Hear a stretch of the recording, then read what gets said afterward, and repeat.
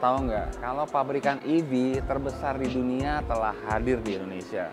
Bukan Tesla, tapi BYD, pabrikan asal China. Di depan saya ada BYD Dolphin. Ini adalah mobil EV buatan BYD untuk Indonesia dengan harga paling murah. Hari ini kita akan bahas seperti apa sih mobil ini. Selamat datang di channel Kelly, jangan kemana-mana.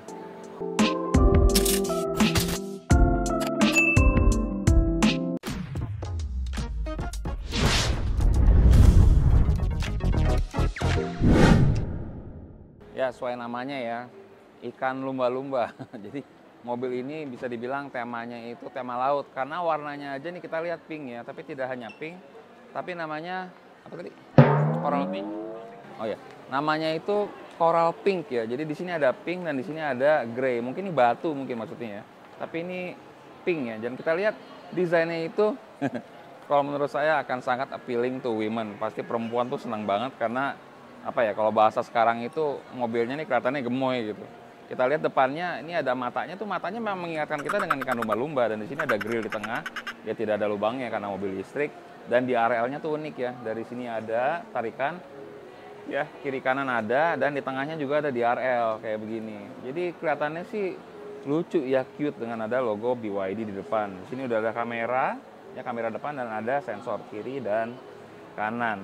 Dan di sini juga ada opening ya untuk bawah, jadi memang masih butuh angin masuk sih. Kalau buat saya memang ya malah bagus harusnya ya, jadi mobilnya nggak terlalu panas. Kalau kita lihat dari panjang mobil ini yang hampir 4,3 meter, berarti mobil ini besar. Misalnya kita bandingin sama apa yang paling ngetop di Indonesia, sama Honda Brio. Honda Brio tuh nggak sampai 4 meter. Jadi mobil ini walaupun harganya paling murah, tapi dimensinya itu cukup besar ya. Di sini ada over fender warna hitam, dan di sini sudah menggunakan velg racing ya dengan ukuran 205/50 ring 17. Jadi sudah 17 inci. Jadi sudah besar sih. Di sini juga rapi ya kelihatan. Dan desain koralnya ini keren sih kalau menurut saya. Kalau dari sisi desain sini oke. Ini bannya mereknya Linglong ya. Ini berarti masih ini ya, masih impor. Semua full dari China. Dan kita lihat atasnya ini hitam. Artinya apa? Ini udah sunroof. Ya, jadi mobil yang paling murahnya BYD itu udah sunroof dan sudah rata. Dan sudah banyak sekali fitur yang saya akan jelaskan ya. Yuk sekarang kita ke belakang yuk.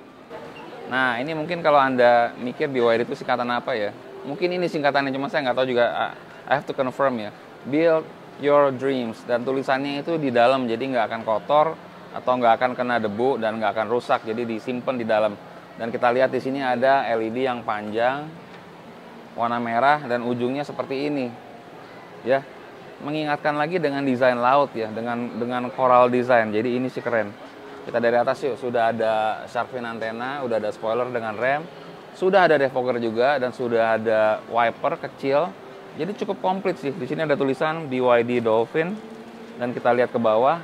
Jadi ada warna pink, dan di sini ada warna silver, dan ada warna hitam. Di sini ada sensor, di sini ada sensor, dan di sana pun ada sensor dengan ada reflektor berwarna merah. Cakep, saya sih seneng.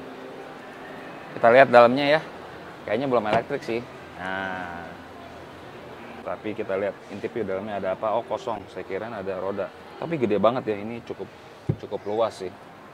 Ini mobilnya pun agak tinggi ya. Mobilnya tuh nggak kayak kita ngelihat Toyota Agya ataupun Honda Brio. Jadi ini agak tinggi mobilnya. Jadi sih mungkin mirip-mirip Ignis kali gitu ya. Ya, sekarang saya sudah ada di interior BYD Dolphin. Ya, seperti namanya lumba-lumba ya. Dalamnya ini pun temanya itu laut sih kalau saya lihat ya. Di sini ada kayak bulatan begini, kayak keong gitu ya. Mobil BYD itu ini bisa diputar ya, layar tengahnya ya. Wow. Nah, head unitnya jadi itu.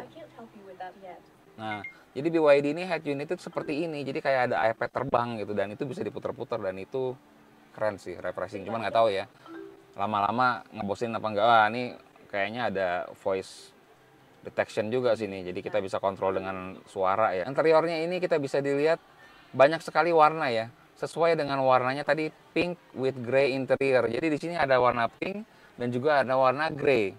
Ini sih grey muda sih sebenarnya.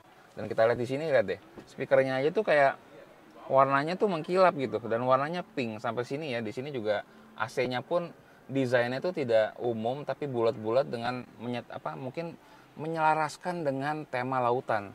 Dan di sini lihat deh, di sini AC-nya itu ya, lubangnya itu bulat dan juga ada aksen pink. Ini detail sih, detail desain banget sih ini.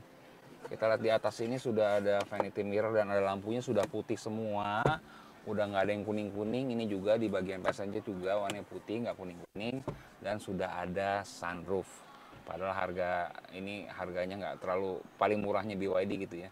Bisa coba tutup bisa, cuman memang belum bisa kebuka. Tapi panoramik ya.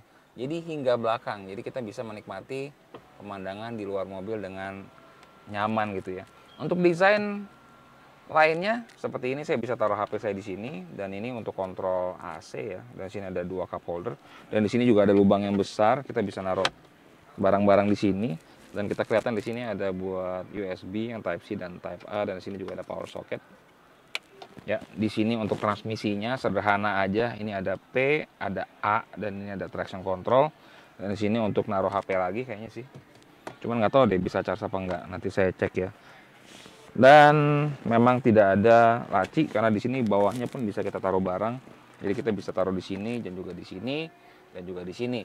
Oke, untuk di setir ini sudah full di cover dengan bahan campuran ya. Jadi belum leather harusnya, cuman di sini udah kelihatan bagus sih, nggak kelihatan murahan gitu kayak merek tetangga gitu. Jadi everything sih looks really solid ya. Di sini ada kontrol untuk audio dan di sini untuk dashboard. Nah, MID-nya nih menurut saya kurangnya mungkin ini ya, MID-nya ini kecil banget ya. Jadi MID ini cuma kayak layar kecil sini yang tidak terlalu appealing gitu. Jadi kelihatannya sederhana sekali. Mungkin di sini ya drawback-nya aja. Cuman harusnya informasinya cukup ya. Di sini ada kecepatan, di sini ada KWH nih mungkin dari baterainya, kecepatannya di tengah, dan ini berarti range sisa 371 km. Dan di sini untuk indikator transmisi di sini standar, dan mobil ini baru jalan 13 km. Ya, sekarang saya cek untuk setirnya. Sudah tilt steering dan juga sudah teleskopik. Jadi fitur ada semua, nggak dikurang-kurangin. Kemarin merek tetangga malah ada yang nggak bisa. Jangankan teleskopik, tilt steering juga nggak ada. Jadi ini komplit banget lah. Nah, ini lucu deh. Ini nggak ada housingnya, jadi kebuka begini doang. Ya. Nggak tahu ya kenapa saya dalam mobil ini kok jadi inget SpongeBob gitu. Tapi enak sih ya. Jadi bukanya nggak susah gitu. Nah, di sini ada buat kontrol untuk kaca, dan semuanya udah otomatis. Wah, ini sih fitur nggak nanggung-nanggung gitu kayaknya mobil ini ya. Keren sih untuk entry level BYD ini, oke banget interiornya. Mungkin mungkin karena itu ya, mungkin karena itu jadi kemarin saya baru pulang dari Hong Kong itu saya lihat mobil ini berseliweran cukup banyak di kota Hong Kong. Jadi ya mungkin oke, bisa diterima oleh banyak orang. Ya, sekarang saya ada di bagian belakang dari BYD Dolphin. Saya baru perhatiin ya, ternyata jok depannya ini sudah kayak semi bucket seat gitu. Modelnya keren ya. Di sini ada lubangnya kayak udah kayak jok balap gitu. Dan di sini pun ada garisnya, ada teksturnya, dan di sini ada kompartemen buat naruh HP.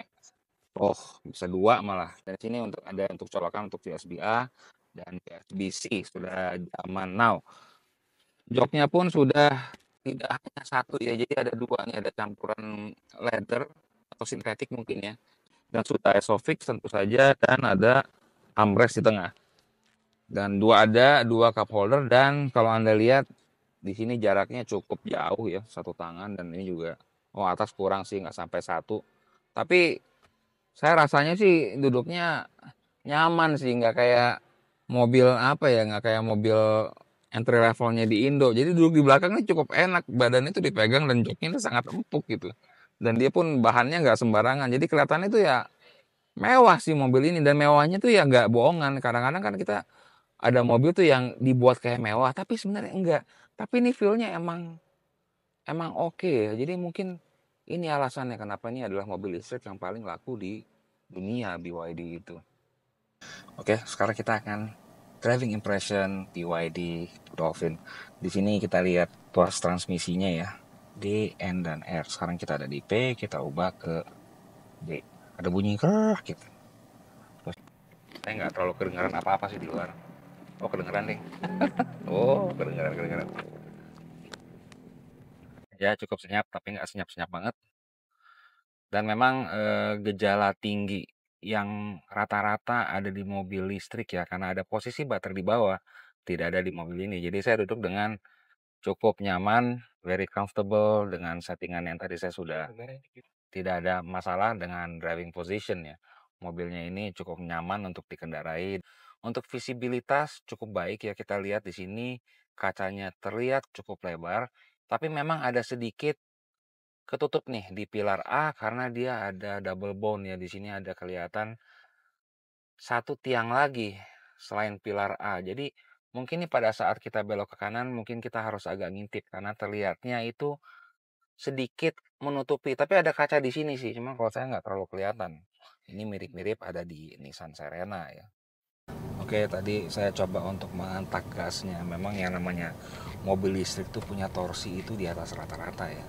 Nah, saya tadi udah cobain normal dan itu sudah lumayan sih, lumayan jambak. Dan sekarang saya mau cobain sport. 1, 2, 3. Iya. Itu ya yang bikin happy kita punya mobil listrik tuh adalah torsinya yang memang sangat berlimpah. Jadi kalau di dalam perkotaan itu sangat ideal pada saat kita mempunyai mobil listrik. Ya tadi masalahnya cuma kurang aja infrastruktur. Cuman ya mungkin 5-6 tahun lagi Indonesia mungkin sudah lebih siap gitu ya. Ya karena memang terbatas untuk BYD pameran di Pondok Indah Mall 2 ini, memang saya tidak bisa terlalu mengetes banyak hal di mobil ini ya. Jadi saya satu-satu aja saya coba untuk setir. Ini responsnya cukup baik, tidak ideal tapi ya cukup oke. Untuk pengereman ya mobil ini sudah memiliki 4 cakram, jadi saya coba tadi sangat baik ya. Visibilitas tadi juga sudah saya jelaskan. Nah, untuk suspensinya tadi saya baru coba sekali 2 kali, tapi suspensinya saya nilai sih cukup empuk ya, nggak keras ya, nyaman sih mobil ini untuk sebuah mobil kecil ya. Ya.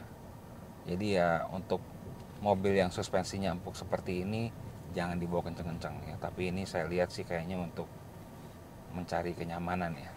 Ya. Nah, kan.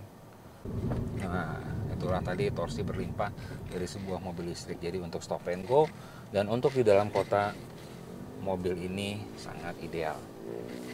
Ya, kesimpulannya mobil ini untuk harian menurut saya cukup enak ya untuk Jakarta karena memang mobil ini punya torsi yang sangat berlimpah dengan ukuran yang tidak terlalu besar. Memang nggak sekecil Brio sih. Ini mobil ini ukurannya itu di atas 4 meter.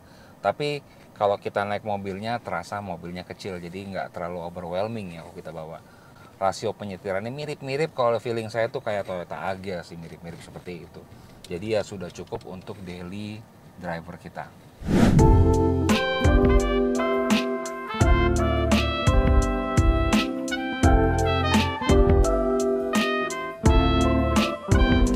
Setelah tadi BYD Dolphin yang memang desainnya cukup refreshing ya. Saya sih seneng banget terus terang karena ini benar-benar namanya sesuai dengan laut dan desainnya itu, detailnya itu, lautnya itu dapat banget ya. Bagaimana menurut Anda, kira-kira worth it nggak beli mobil listrik dengan desain apik seperti ini di angka 400 jutaan? Demikianlah tadi, jangan lupa tulis kolom komentar. Sampai ketemu lagi.